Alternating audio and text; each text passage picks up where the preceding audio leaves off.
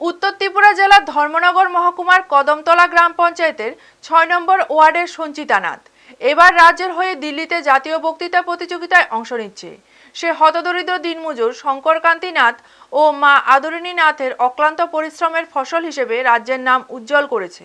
সঞ্চিতা মূলত youth festival ২০২৬-এ জেলা ও রাজ্যভিত্তিক নির্বাচন শেষে ত্রিপুরার প্রতিনিধিত্বের সুযোগ পায়। এতে সে আবৃত্তি প্রতিযোগিতায় অংশগ্রহণ করবে।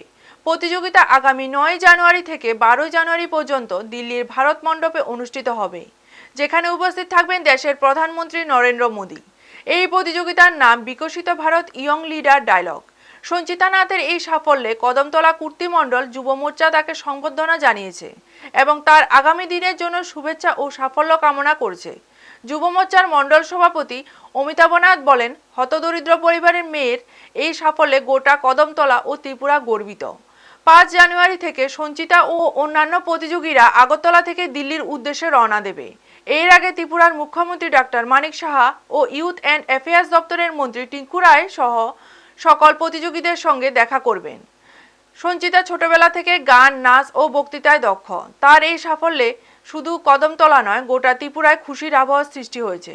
ভিডিও রিপোর্ট, নিউজ তৎকাল 24। প্রথমে ডিস্ট্রিক্ট লেভেলে পার্টিসিপেট করেছি। আমি চেষ্টা করেছি যাতে এমার্জেন্সি পিরিয়ড নিয়ে কিছু জানার, প্রথমত ওইটা ঘেটেছি, তারপরে ওইটার উপরে বলেছি। তারপরে আমি ডিস্ট্রিক্ট লেভেলে সেকেন্ড পজিশন পেয়েছি, তারপরে স্টেট লেভেলে গিয়েছি। তারপরে ওইখানেও আমাদের টপিক একটাই ছিল, emergency period and violation of constitution in India. ওইখানেও আমি ওই টপিকের উপরেই ডিক্লামেশনে পার্টিসিপেট করি, স্পিচ দেই। ওইখান থেকে আমি প্রথম স্থান অধিকার করেছি। তারপরে এখন যাচ্ছি ন্যাশনালে। আমি এটাই আমাদের রয়েছেন কদমতলাতে অনেক ভালো ভালো বক্তারা, ওনাদের থেকে আমার শেখা। চেষ্টা করব আমাদের ত্রিপুরা রাজ্যকে রিপ্রেজেন্ট করার আরো ভালো করে। এতটুকুই সবার কাছে আশা।